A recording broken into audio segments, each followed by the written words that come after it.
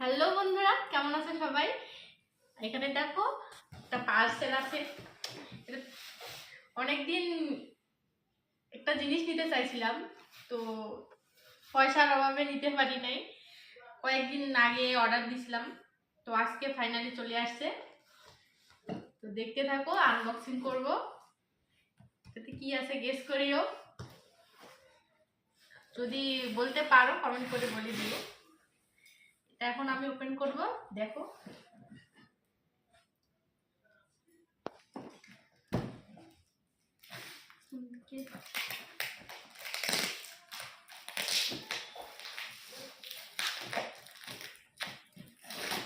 এই জিনিসটা অনেক আগে নিতে চাইছিলাম আমি, কিন্তু হয়নি নেওয়া।